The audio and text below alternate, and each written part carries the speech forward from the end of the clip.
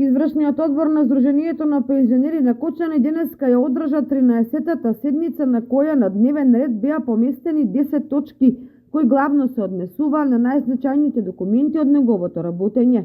Членовите на извршниот одбор во конструктивна атмосфера ги усвоија предложените извештаи и програми во делот на реализираните и планираните активности, како и за финансиското работење со конкретни показатели. За најзначајните точки од дневниот ред и текот на седницата, председателката Јелица Зафирова за телевизија Кочани изјави: Имавме седница на извршен одбор. На дневен ред беа извештај за работа во тековната година 2025, извештај за сработеното од 2024, програма за работа, финансов план за 25, завршна сметка. Сите овие одлуки беа донесени едногласно, никој немаше против и за планот, и за финансовиот план, и за програмата, и за завршната. 2024 имавме некој голем отпис на некои средства. За среќа, со домакинско работење и штедење, успеавме 2024 да ја завршиме позитивно. На седницата се разговараше за тековната постапка за набавка на огромно дрво за пензионерите, која годинава е покомплицирана и понеизвестна.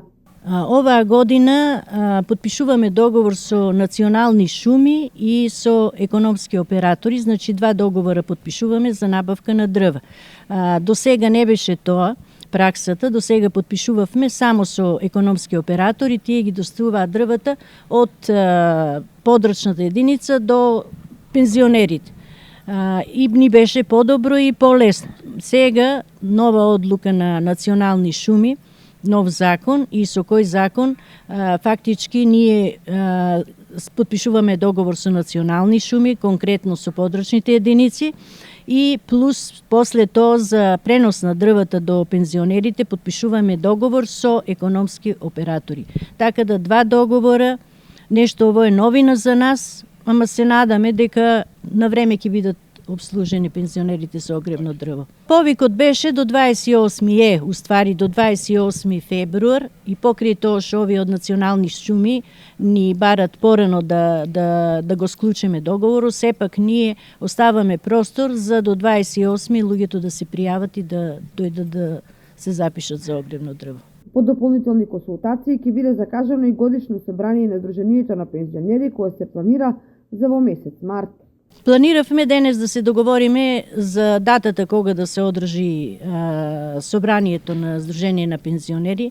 Меѓутоа оставивме простор некаде после до 20 март по ограноците да се разгледа програмата, финансовиот план и завршната сметка, па тек после да ги разгледуваме и на собрание на Сдружение на пензионери. Членовите на извршниот одбор истакнаа дека во наредниот период ќе се заложат максимално за да иницираат почеток на изградба на дом за стари лица, што е стратешка определба која им е неопходна на граѓаните од третото доба, како на локално, така и на регионално ниво.